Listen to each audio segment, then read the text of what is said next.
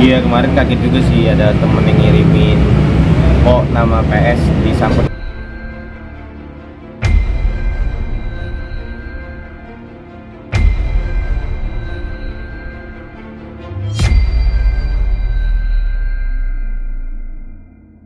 Santer berhembus kabar inisial PS itu diduga abang sebagai afiliator dari Binary Option. Itu seperti apa, Bang? Iya, kemarin kaget juga sih ada temen yang ngirimin kok nama PS disangkut pautkan sama seseorang ya di situ sebutkan. Tapi ternyata saya baca isi beritanya bahwa beliau sendiri pun mengatakan PS itu bukan Putra Siregar, bukan saya, dan sama sekali saya nggak punya jam rekam sedikit pun tentang afiliator, nggak punya sama sekali. Saya data dulu pekerja kok, kerja real, sektor real.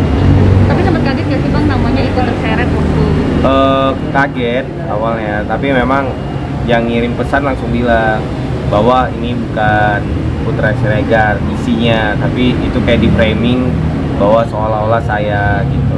Terus saya kan banyak teman-teman ya, bahkan teman-teman sendiri yang somasi ya, mau saya bilangin tolong dong jangan main asal caplok foto orang dan sebagainya. Kalau saya sendiri sih ya mungkin bisa jadi buat rating atau gimana, saya nggak ngerti, tapi mudah-mudahan ya teman-teman media jangan yang seperti itulah gitu. Kalau harus berulang-ulang saya gitu kan nggak enak, sayanya nggak nyaman gitu sih. Tapi insya Allah karena memang saya sama sekali nggak ada sangkut paut sedikit pun untuk masalah dunia trading, insya Allah, dan isi beritanya juga jelas kok, situ dikatakan bahwa bukan saya gitu, tapi memang di framing fotonya foto saya. Sempat ada pikiran atau niatan buat klarifikasi nggak sih Bang kalau misalnya itu bukan Bang Putra? Memang karena nggak ada jejak rekam sama sekali ya tentang ini afiliator, ya saya ya udah gitu aja, karena takutnya kalau saya klarifikasi jadi kemana-mana kan. Selama ini saya juga sering kok, tapi waktu yang ngejawab kan, kalau kita klarifikasi repot juga.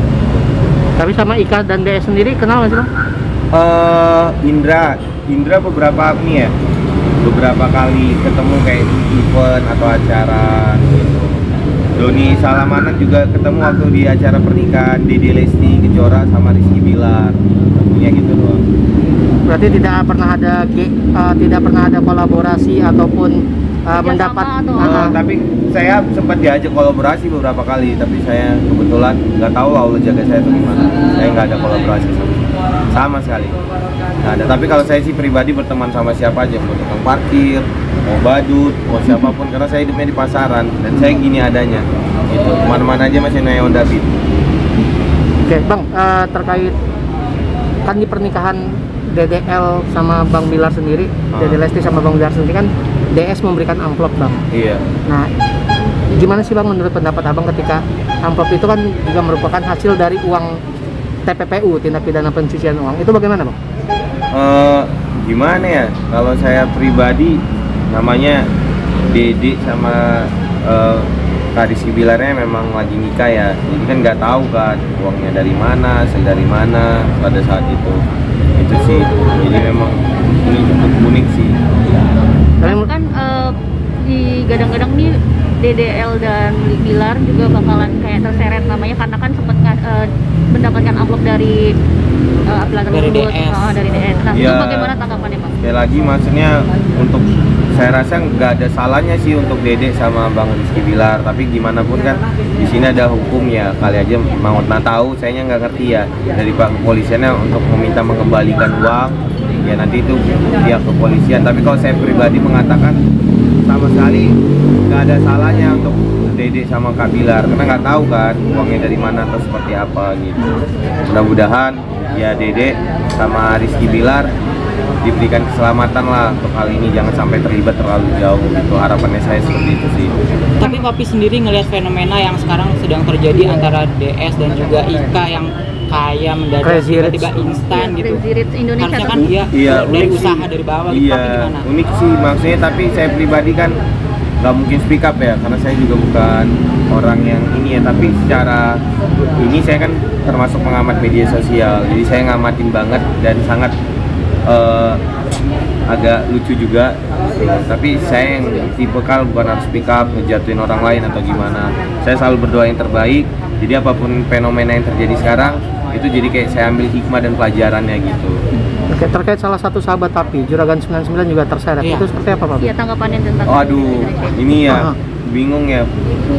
Pada intinya sekarang anak muda emang harus dirangkul sih, gitu. Artinya saya banyak beberapa kali menemukan anak muda bahwa ternyata pemuda-pemuda di Indonesia ini saat ini butuh sangat sosok inspirasi, gitu ya. Termasuk Juragan 99 kan sosok inspiratif ya.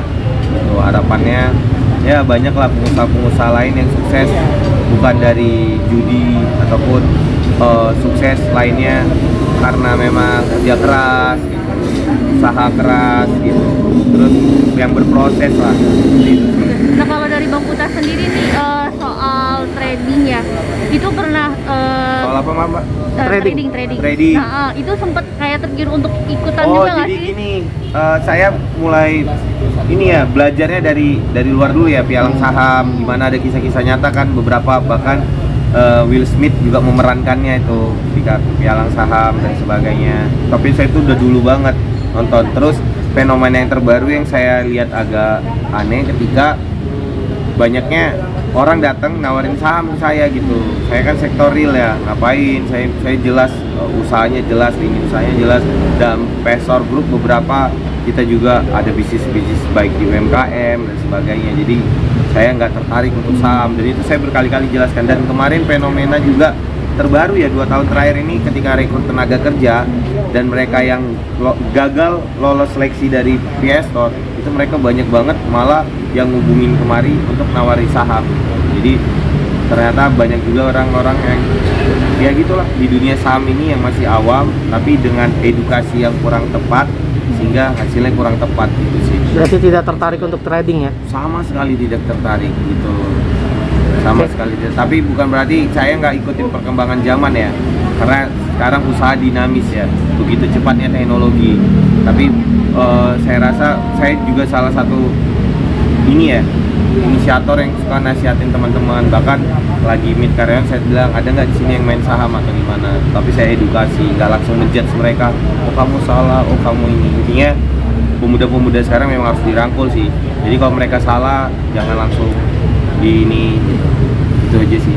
Tapi ya, kalau dari saya memang kita harus memberikan edukasi yang benar ya, bagaimana cara mendapatkan sesuatu itu pastinya dengan kerja keras gitu, dengan kerja keras terus membangun networking atau jaringan yang baik gitu. Terus jangan cepat mudah mau kaya instan karena pasti isi come isi go gitu, semuanya berproses.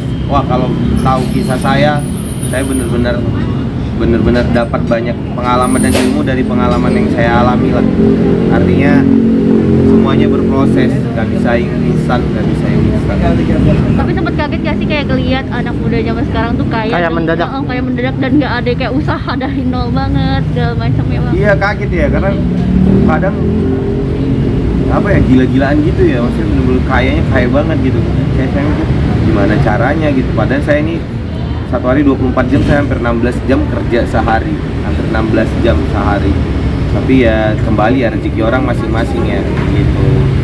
Aneh sih tapi ya tetap, apalagi dunia flexing ya, jadi ya gitu lah. Tapi ketika DS dan IKA itu dan sempat ditawarkan ke kolaborasi, sempat tertarik nggak sih Bang dengan keuntungan sangat besar itu Bang? Saya sama sekali sebelumnya. Saya sama sekali nggak tertarik, kebetulan banget. Dan ada beberapa teman saya kok yang benar-benar nggak tertarik sama sekali dengan dunia gitu. Karena ya saya udah melihat bener ya real businessman itu gimana, bisnis yang real itu gimana, terus kenapa harus ke yang